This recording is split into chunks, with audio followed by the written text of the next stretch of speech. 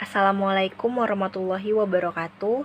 Saya Nadia Herawati, NIM 2018 0520 186. Di sini saya akan mempresentasikan tentang implementasi e-procurement terhadap pengadaan jasa konstruksi melalui tender cepat atau e-tendering untuk merealisasikan good governance. Saya akan menjelaskan latar belakangnya di mana seiring dengan perkembangan zaman, saat ini Indonesia sudah berada pada revolusi industri keempat atau dikenal dengan revolusi industri 4.0.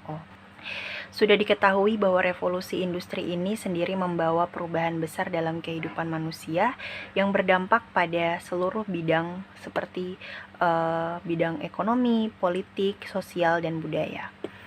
Revolusi industri dapat dilihat pada proses produksi barang atau jasa yang mulanya sulit, memakan waktu yang cukup lama, biaya yang mahal menjadi lebih mudah, cepat, dan lebih murah. Revolusi industri 4.0 sudah menerapkan konsep automatisasi yang dilakukan oleh mesin tanpa memerlukan tenaga manusia dalam pengaplikasiannya. Hal ini dilakukan untuk efisiensi waktu, tenaga kerja, dan juga biaya. Selain itu, pada industri 4.0, pertukaran dan pengembalian data atau pengambilan data dapat dilakukan on time saat dibutuhkan melalui jaringan internet. Dengan demikian, proses produksi dan pembukuan yang berjalan dapat terotomatisasi oleh pihak berkepentingan kapan saja dan di mana saja, asalkan terhubung dengan internet.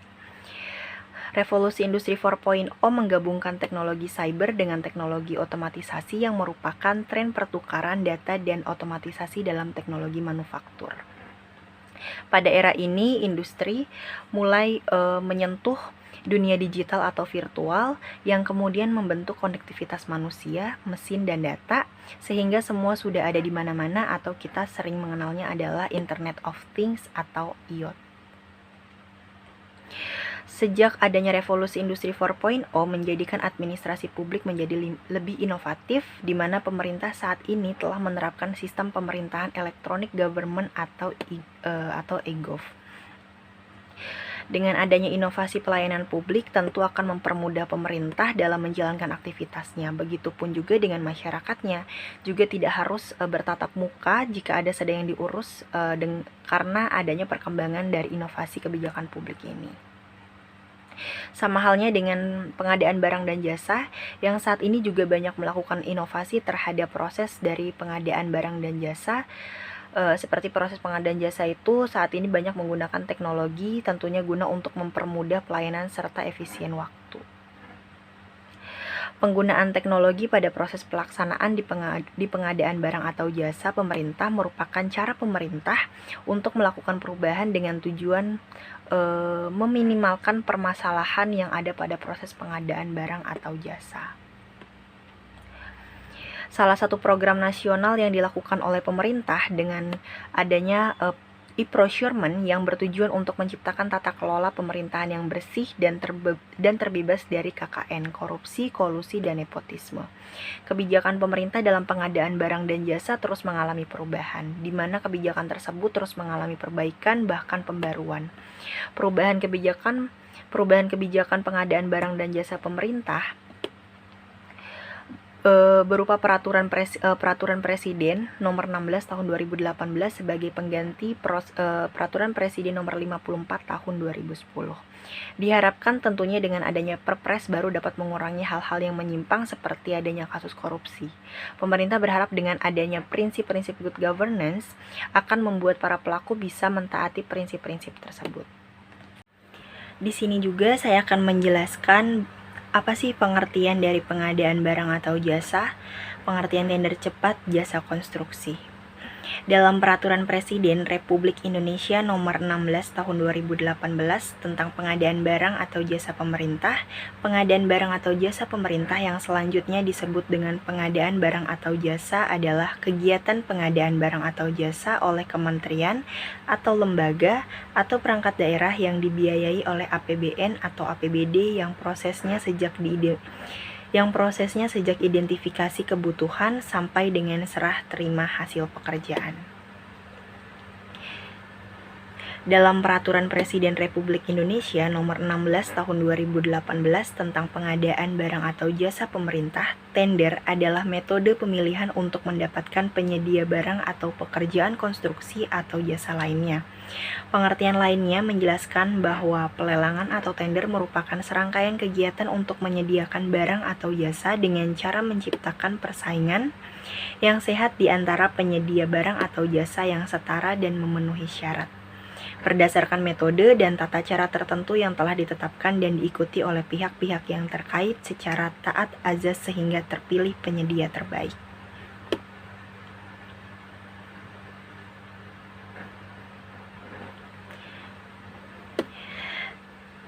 Sedangkan tender cepat itu adalah proses pemilihan penyedia barang atau konstruksi atau jasa lainnya dengan memanfaatkan sistem informasi kinerja penyedia barang atau jasa atau sikap yang tidak memerlukan penilaian kualifikasi, administrasi, dan teknis dengan tahapan sesuai dengan ketentuan Peraturan Presiden atau Perpres Nomor 16 Tahun 2018. Tender cepat ini terbuka dan dapat diikuti oleh pelaku usaha yang sudah terkualifikasi. Pokja pemilihan mengumumkan pelaksanaan tender cepat melalui aplikasi SPSE dan dapat ditambahkan di website kementerian atau lembaga atau pemerintah daerah. Papan pengumuman resmi untuk masyarakat, surat kabar, dan atau media lainnya.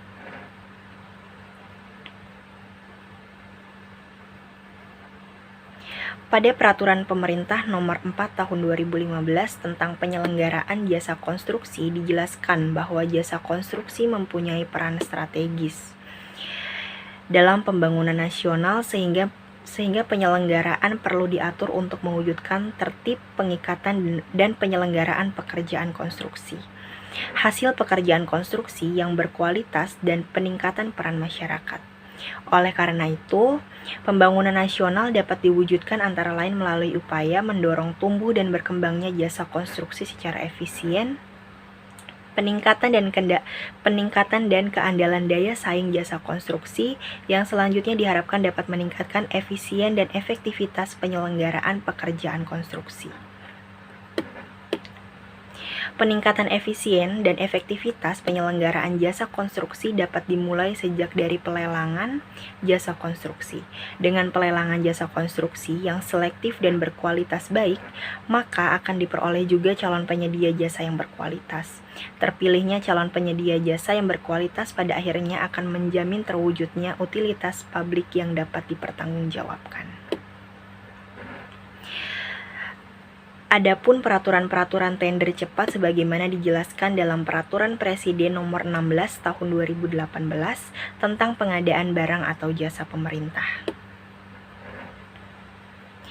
Yang pertama, dari pasal 38 ayat 6 menyatakan bahwa tender cepat sebagaimana dimaksud pada ayat 1 huruf D dilaksanakan dalam hal yang pertama, spesifikasi dan volume pekerjaannya sudah dapat ditentukan secara rinci dan pelaku usaha telah terkualifikasi dalam sistem informasi kinerja penyedia. Yang kedua, dari pasal 50 ayat 4 di mana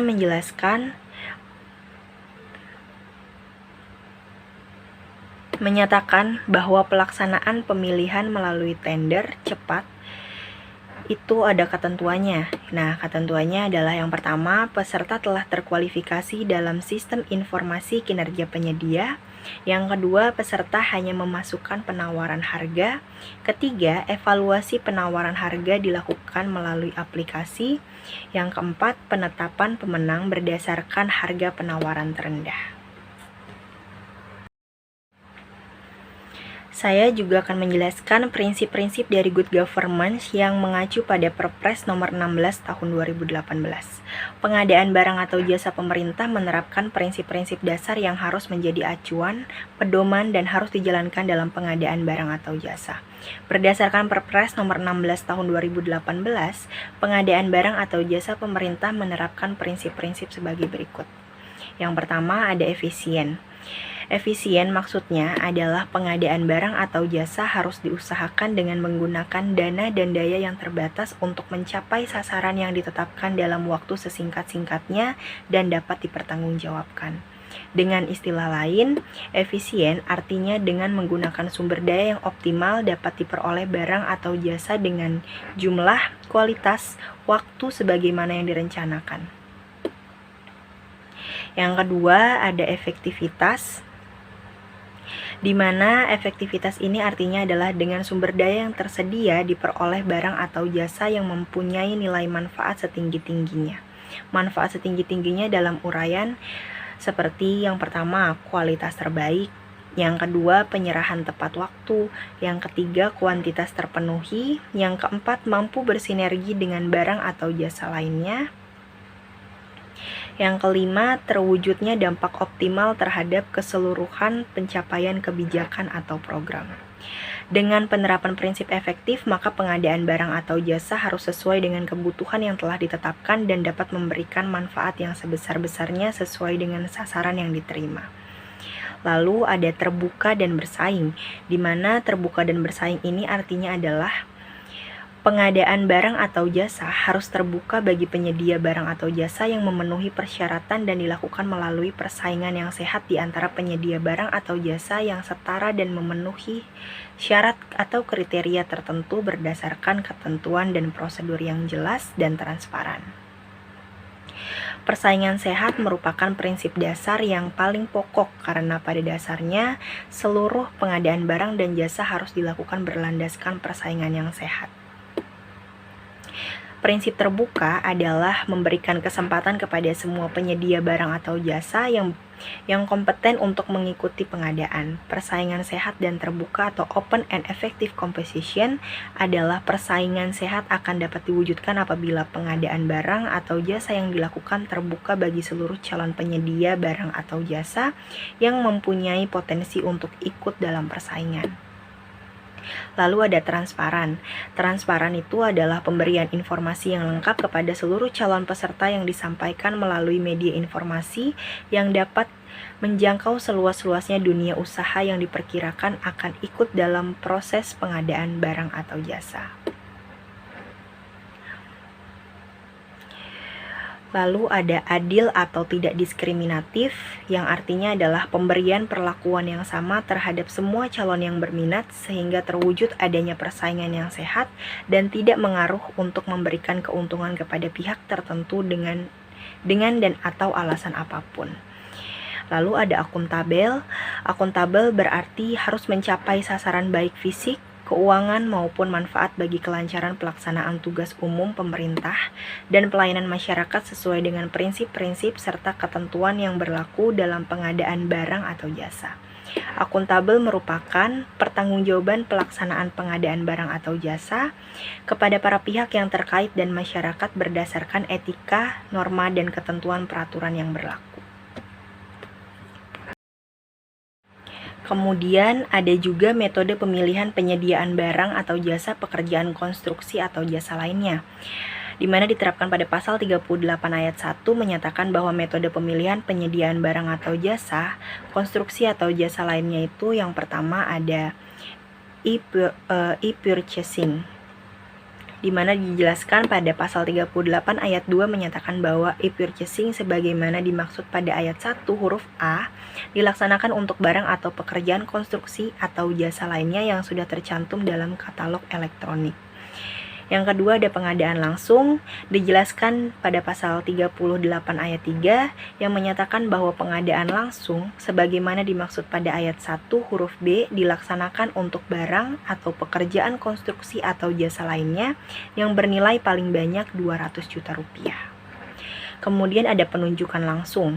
Penunjukan langsung ini juga dijelaskan pada pasal 38 ayat 4 menyatakan bahwa penunjukan langsung sebagaimana dimaksud pada ayat 1 huruf C dilaksanakan untuk barang atau pekerjaan konstruksi atau jasa lainnya dalam keadaan tertentu.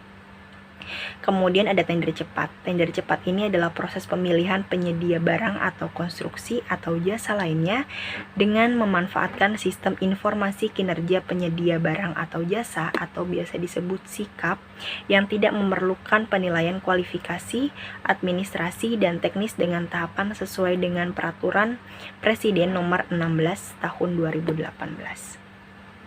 Yang terakhir ada tender. Tender merupakan metode pemilihan penyedia barang atau pekerjaan konstruksi atau jasa lainnya. Untuk semua pekerjaan dapat diikuti oleh semua penyedia barang atau pekerjaan konstruksi jasa lainnya yang memenuhi syarat.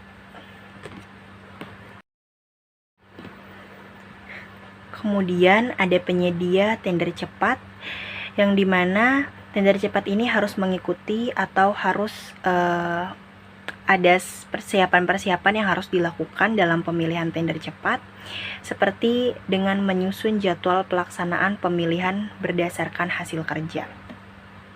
Penyusunan jadwal pelaksanaan tender cepat diserahkan kepada Pokja pemilihan berdasarkan hari kalender, dengan waktu proses pemilihan paling cepat 3 hari dengan batas akhir penyampaian penawaran pada hari jam kerja. Dalam tahapan tender cepat terdapat juga tahapan undangan, sebagaimana dalam tahapan undangan ini ada prosedur yang harus dipenuhi, seperti pelaku usaha dalam sikap yang memenuhi kriteria kualifikasi akan terundang melalui aplikasi SPSE. Pelaku usaha yang diundang untuk mengikuti tender cepat mendaftar sebagai peserta dan mengundang dokumen tender cepat melalui aplikasi SPSE. Lalu ada juga implementasi tender cepat. Yang pertama dilakukan adalah Pokja pemilihan login di SPSE versi 4.3 untuk membuat paket tender. Paket tender tersebut disinkronkan dari aplikasi Sirup atau sistem rencana umum pengadaan. Kemudian pada pilihan menu metode pemilihan, pilihlah tender cepat. Susun jadwalnya, selanjutnya klik menu setting kriteria untuk menentukan kriteria yang memiliki kualifikasi seperti apa yang akan diundang oleh sistem untuk mendaftar pada tender cepat tersebut. Pokja pemilihan dapat mengatur kriteria sebagai berikut. Mengatur minimal pengalaman pekerjaan sejenis. Yang kedua, ada mengatur minimal nilai kontrak yang dilakukan oleh penyedia. Lalu ada jangka waktu tahun. Kemudian ada mengatur izin usaha sesuai KBLI penyedia. Dan yang terakhir, mengatur klasifikasi yang sesuai. Lalu ada sistem informasi yang diterapkan. Tender cepat ini terbuka dan dapat diikuti oleh pelaku usaha terkualifikasi dengan menggunakan aplikasi SPSE 4.3. Pokja pemilihan mengumumkan pelaksanaan tender cepat melalui aplikasi SPSE dan dapat ditambahkan di website kementerian atau lembaga atau pemerintah daerah, papan pengumuman resmi untuk masyarakat, surat kabar, dan atau media lainnya. Sistem informasi kinerja penyedia atau SIKAP atau biasa juga disebut Vendor Management System atau VMS adalah aplikasi yang merupakan subsistem dari sistem pengadaan secara elektronik yang digunakan untuk mengelola data atau informasi mengenai riwayat kinerja dan atau data kualifikasi penyedia barang atau jasa yang dikembangkan oleh LKPP. Lalu bagaimana sih perencanaan, persiapan, dan pelaksanaan dari tender cepat itu sendiri?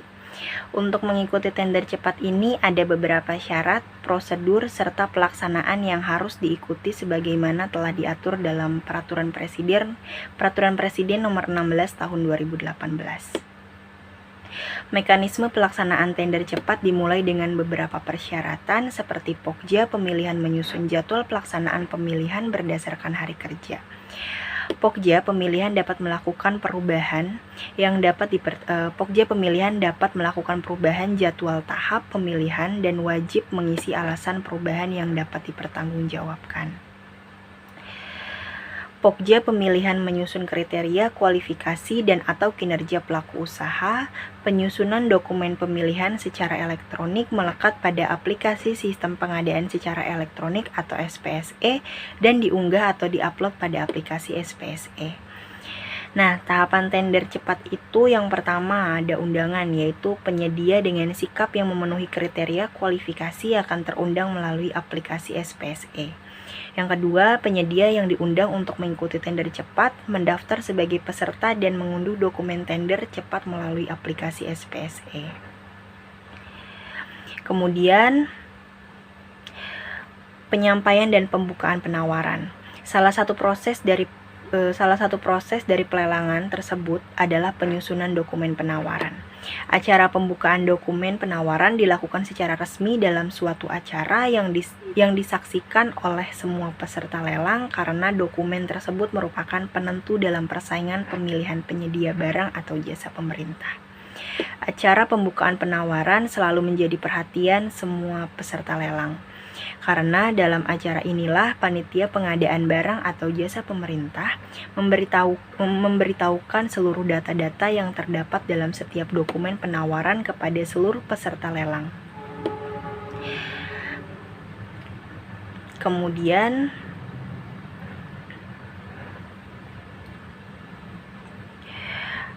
ada pengumuman pemenang dengan penawaran harga terendah. Salah satu tahapan penting dalam sistem pengadaan barang dan jasa pemerintah adalah proses penetapan calon pemenang lelang. Berdasarkan Peraturan Presiden Nomor 54 Tahun 2010 dan perubahannya dinyatakan bahwa kelompok kerja unit layanan pengadaan mengusulkan penawaran terendah yang responsif sebagai calon pemenang.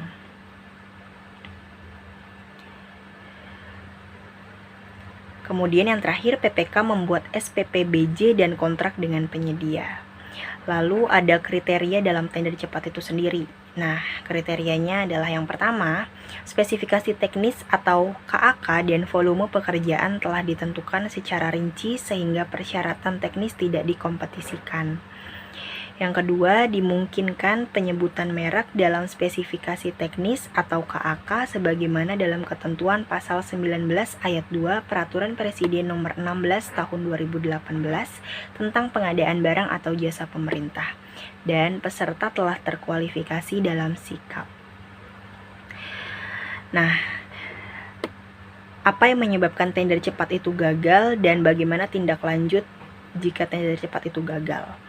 Pokja Pemilihan menyatakan tender cepat itu gagal apabila yang pertama, pemenang dan pemenang cadangan tidak ada yang menghadiri verifikasi apabila ada perubahan data. Yang kedua, tidak ada peserta atau hanya satu peserta yang menyampaikan penawaran harga sampai batas akhir penyampaian penawaran, termasuk setelah ada pemberian waktu perpanjangan. Ketiga, ditemukan kesalahan dalam dokumen tender cepat atau dalam dokumen tender cepat tidak sesuai dengan ketentuan dalam Peraturan Presiden Nomor 16 Tahun 2018 tentang pengadaan barang atau jasa pemerintah atau aturan turunannya. Kemudian, seluruh peserta terlibat korupsi, kolusi, dan nepotisme. Alasan lainnya adalah seluruh harga penawaran lebih tinggi dari HPS, kemudian hanya satu peserta yang menyampaikan penawaran harga tidak melebihi HPS setelah dilakukan pembukaan penawaran, dan yang terakhir KKN melibatkan Pokja Pemilihan atau PPK. Lalu bagaimana nih tindakan lanjut jika ada tender cepat yang gagal? Tindak lanjut dari hasil review penyebab tender cepat gagal itu berupa tender cepat ulang oleh Pokja Pemilihan Pengganti, dan terakhir tender cepat dibatalkan. Kemudian bagaimana penerapan prinsip-prinsip good governance pada tender cepat itu sendiri? Terdapat beberapa prinsip good governance yang juga menjadi acuan pada penerapan pengadaan barang atau jasa. Prinsip good governance ini bertujuan untuk menciptakan tata kelola pemerintahan yang baik dan untuk mengurangi beberapa penyimpangan yang sudah banyak kasusnya di Indonesia. Maka dari itu, dalam penerapan pengadaan barang atau jasa juga sebaiknya menerapkan beberapa prinsip dari good governance. Dan berikut adalah beberapa prinsip yang diterapkan dari proses pengadaan barang dan jasa dengan mengacu pada prinsip-prinsip good governance. Yang pertama ada efektif dan efisien. Adanya metode tender cepat ini bertujuan agar lebih efektif dan efisien dari segi waktu. Karena batas waktu pelaksanaan tender cepat ialah 3-5 hari kerja. Tender cepat juga sangat membantu pada bagian OPD atau organisasi perangkat daerah yang sedang membutuhkan barang atau jasa dengan waktu yang singkat sehingga pekerjaan atau kegiatan yang direncanakan akan cepat terrealisasikan. Bagi pihak penyedia juga lebih dimudahkan dengan adanya e-reverse auction atau penawaran harga berulang, di mana pihak penyedia dapat melakukan penawaran secara berulang kali sampai menjadi penawar terendah dan pada akhirnya menjadi pemenang dalam pelaksanaan tender cepat tersebut. Selain itu juga, dengan adanya e-procurement diharapkan dapat mempermudah proses dari berjalannya pengadaan barang dan jasa itu sendiri. Dalam pengadaan barang atau jasa, memang tidak bisa dipungkiri bahwa bisa terjadi tindak korupsi, kolusi, dan nepotisme. Melalui e-procurement, tindakan tersebut dinilai sedikit adanya peluang untuk terjadinya KKN, dibandingkan dengan secara manual yang memiliki kemungkinan besar untuk terjadinya KKN itu sendiri. Karena melalui e-procurement menjadi terbuka sehingga akan muncul tawaran-tawaran yang lebih rasional. Bahkan mereka juga yang tidak berada dalam jaringan pun bisa terlibat. Kemudian ada transparan dan adil. Keterbukaan informasi sangat penting dalam pengadaan barang atau jasa. Adanya proses pengumuman dan penawaran yang transparan dan adil, baik melalui sarana elektronik atau e-procurement atau media lain seperti media massa daerah, nasional, internasional, atau undangan. Untuk metode pelelangan terbatas atau tender cepat ini melalui undangan secara prinsip tetap perlu diumumkan di sarana elektronik atau e-procurement. E-procurement merupakan proses pengadaan barang dan jasa pemerintah yang dilakukan secara elektronik, terutama berbasis web atau internet. Instrumen ini memanfaatkan fasilitas teknologi komunikasi dan informasi meliputi pelelangan umum secara elektronik yang diselenggarakan oleh LPSE. Dengan adanya e-reverse auction atau penawaran harga berulang itu, di mana pihak penyedia juga dapat mengetahui posisi nilai penawaran sebagai penawar terendah atau bukan, sehingga akan memperoleh harga terendah yang kompetitif. Yang terakhir dapat menyebutkan merek barang yang diinginkan oleh pihak terkait. Dengan e-procurement menjadikan segala bentuk hasil proses pengadaan barang atau jasa dapat diketahui secara luas oleh semua pihak. Prinsip adil juga berlaku dalam pengadaan barang atau jasa ini karena terdapat hal sanggahan di mana calon penyedia yang kalah pada saat pengumuman pemenang berhak untuk mengajukan sanggahan secara tertulis disertai bukti-bukti kepada pejabat pelaksanaan pengadaan. Sanggahan hanya berkaitan dengan kesesuaian pelaksanaan pengadaan dengan prosedur atau tata cara pengadaan di dokumen pengadaan. Pejabat pelaksana pengadaan wajib menyampaikan keputusan atas sanggahan tersebut sesuai dengan ketentuan waktu yang ada. Apabila sanggahan yang diajukan tidak benar atau terdapat indikasi calon penyedia melakukan hal-hal di luar prosedur sanggah dan dapat merusak kepercayaan, maka calon penyedia dikenakan daftar hitam atau blacklist dan dicatat dalam DPT. Ada juga faktor yang berpengaruh terhadap penerapan prinsip-prinsip good governance dalam tender cepat.